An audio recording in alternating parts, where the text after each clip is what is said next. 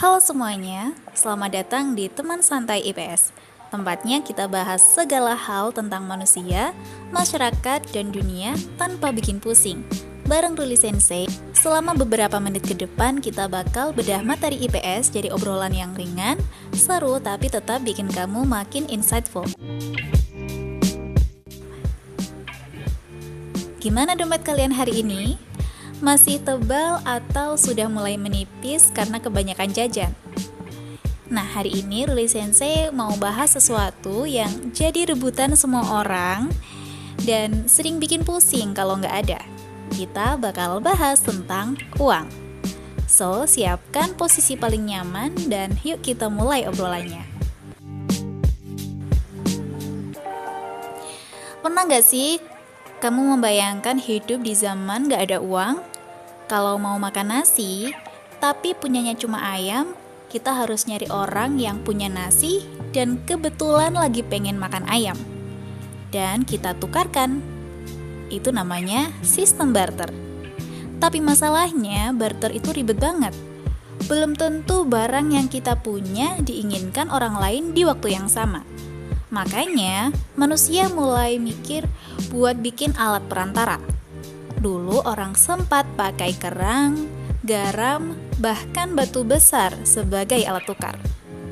Nah, sebelum kita lanjut, Ruli Sensei mau tanya nih, kalau sekarang uang tiba-tiba hilang dari dunia dan kita balik ke sistem barter, barang apa yang menurutmu paling berharga dan ingin kamu tukar untuk makanan?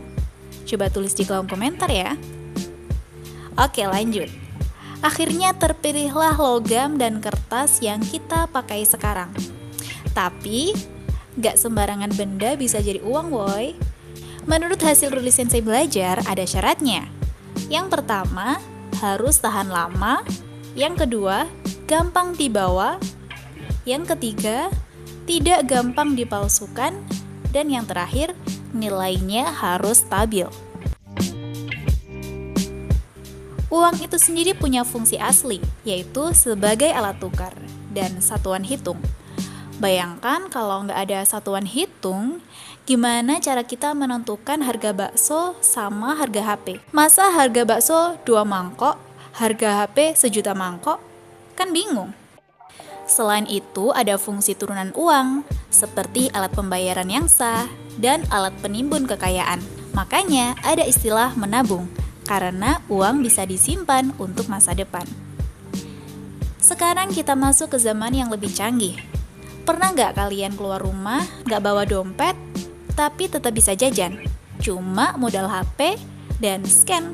Ini adalah evolusi uang dari uang kartal, yaitu uang kertas dan logam, menjadi uang giral atau uang elektronik.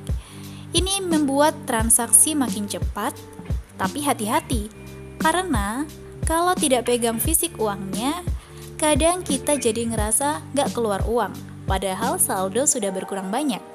Ini yang bikin kita boncos di akhir bulan. Ngomongin soal uang digital, kalian tim yang mana nih? Tim uang tunai yang harus pegang fisik uangnya, atau tim cashless yang apa-apa tinggal scan?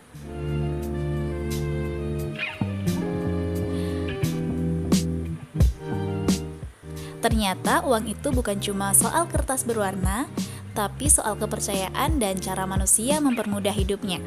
Terima kasih banyak yang sudah menemani Ruli Sensei dari awal sampai akhir. Semoga obrolan kita hari ini bikin kamu lebih paham soal ekonomi dan makin bijak pakai uangnya. Ingat, uang adalah pelayan yang baik, tapi tuan yang buruk.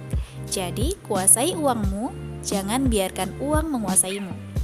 Ruli Sensei pamit dulu, sampai ketemu di episode Teman Santai IPS selanjutnya. Stay relax, stay curious, and see ya!